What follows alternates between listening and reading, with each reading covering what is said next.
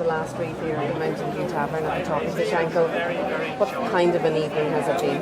Well, it's been amazing, absolutely amazing. I think for those of us who have been involved, and it's been a long 18 months sort of putting everything together for this, and everyone walked about today with fingers crossed, all sorts of things, obviously weather and just how many people were going to turn out.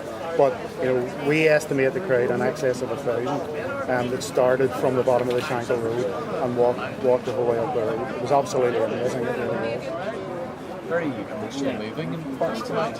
Absolutely. Well, I mean, you wouldn't expect anything else, to be perfectly honest with you. Bearing in mind, in the short space of a half a mile, 5 terrorist bombs were exploded in this community.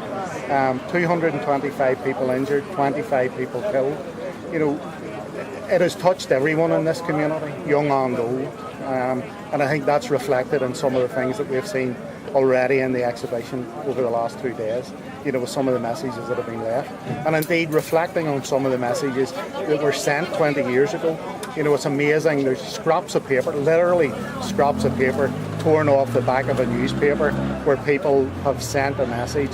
And that message is as important as the sympathy cards and the letters from the Secretary of State and whoever sent those pieces of correspondence to us.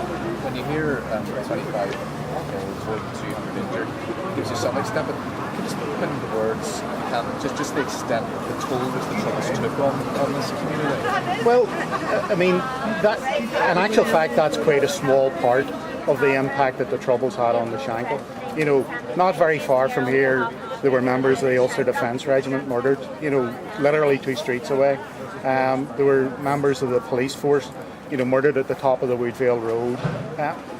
The toll in this community was quite dramatic, and I think the Shankill bomb, bearing in mind that within months there was an IRA ceasefire, it actually brought, it galvanised the Shankill community. It brought us together. Not that we were apart, but it sort of galvanised people to actually help and support each other, and we've seen that tonight.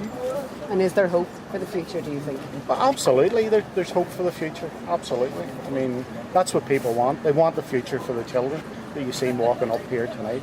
No one wants another Lauren, no one wants another Michelle, no one else wants a 17-month-old baby being lifted out of a pram dead. Absolutely not.